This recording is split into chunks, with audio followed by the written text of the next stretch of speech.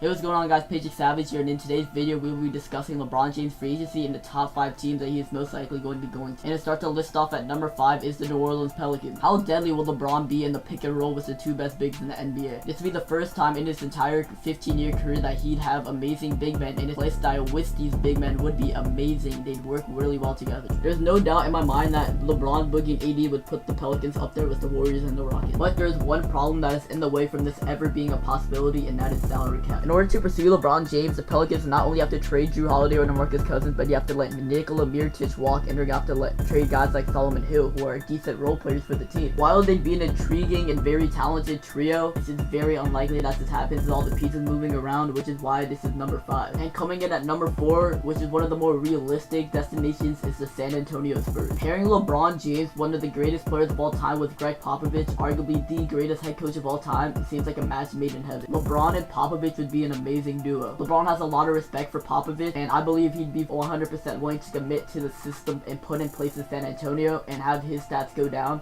but have team success go up. Having the best defender in the league, who's also a top 5 player around LeBron, would just be amazing. Him and Kawhi Leonard would be a perfect duo. If you look at San Antonio playing Golden State in the playoffs, they're a good series, and add LeBron James into that, a guy who came back from 3-1 against Golden State, and that's gonna be one hell of a series. However, once again, this, which is gonna be a common trend throughout this video, is that creating salary cap for LeBron James will be quite difficult. The Spurs are gonna have to find a taker for Pau Gasol and maybe even Patty Mills' contract, and not even just unloading the contracts that have the cap space for him, but the talent around LeBron and Kawhi will be minimal at best, and I don't know how far they're gonna be able to go. I don't see LeBron going to a team not only in the Western Conference, but to a team that's not a lock to go to the finals or a conference finals at best. So I just don't see why LeBron would go to San Antonio, which is why it will finish at number 4. And coming in at number 3 is the Houston Rockets. CP3, James Harden, LeBron, and Clint Capella. That's 4 players all in the top 10 at each position. That's just an amazing team on paper.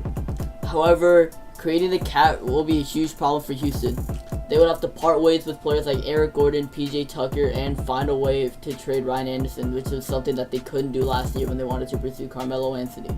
Not to mention that in order to get LeBron, they're most likely gonna have to part ways with Clint Capella, who just had a breakout year and who is a great young center.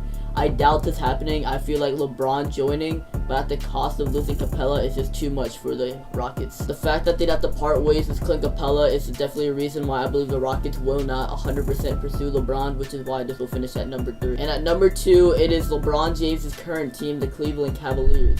I know it's not very likely for LeBron James to decide to stay in Cleveland, but there's a lot of reasons why he should. I'm recording this right after the lottery, and the Cleveland Cavaliers will have their 8th pick in the draft. There's a very good chance that they'd be able to pick up a player like Trae Young at the position, who'd be a good off-ball player for LeBron James to play with. LeBron isn't even having a lot of problem with his current team, as I'm recording this season in the middle of the Eastern Conference Finals series versus the Boston Celtics, so they're still making it far in the Eastern Conference with the current team, and I believe that this is a good reason for LeBron to want to stay, because this is a good team. This is a team that, with him leading, can go to the Eastern Conference Finals, can go to the finals. But the big problem is, how good is this team outside of LeBron? Take LeBron out. Is Kevin Love can he be a number 2 guy that LeBron James can rely on in the finals against the Warriors? That's something that we don't know. I don't think this is true. I don't think there's enough talent for LeBron to possibly even beat Golden State. So this is why this is number 2. And at number 1, the team that LeBron James is most likely going to be joining in the free agency is the Philadelphia 76ers. The Philadelphia 76ers made a decent playoff push this year by losing in the 2nd round to the Celtics, at a team that they really should have beaten, but this is a team that exceeded expectations. The Sixers team has a lot of great young talent, but they could use some veteran leadership, and LeBron can be the guy to bring it off. While there are a lot of concerns about whether or not LeBron James and Ben Simmons would be able to play together, LeBron James is a very underrated off-ball player, and they could take turns being the ball handler like Chris Paul and James Harden are doing in Houston. The Philadelphia 76ers have a lot of roster flexibility to not only go after LeBron James, but also attempt to get Paul George as well, or trade for Kawhi Leonard. They have a lot of assets to do that. If LeBron were to sign with Philadelphia, he would not have to carry the load playing 40+ minutes a night. He'd be able to coast with Ben Simmons and Joel Embiid being able to take over as he goes into his later years. With Ben Simmons running the show, that'd be able to create a lot of open shots for LeBron. LeBron is a very underrated off-ball player, and he's a great spot-up shooter. If the Sixers were able to get a LeBron and also get a Kawhi Leonard or Paul George, this would put this team up there amongst the top in the league with Golden State and with Houston. Okay, so that's all I have for you guys today.